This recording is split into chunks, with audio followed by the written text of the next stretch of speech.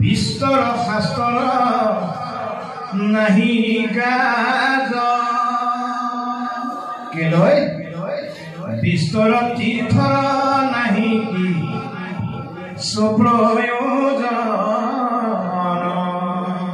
এইবিলাক মহাপুৰুষে বৰ গুৰুত্ব দিব লাগিছে।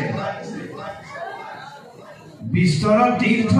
নাহি কি সুপ্ৰয়োজন সংসাৰ তৰিবে যেবে খোজা আপোনাৰ মুখ্যৰ হেতু দেবে কি বুলি কৈছে গোবিন্দ গোবিন্দ বেকত বোলাব কিমান ধুনীয়া কৈছা যে তোমালোকে বহুত কথা জানিব নালাগে কিন্তু গোবিন্দ নামটো নিজে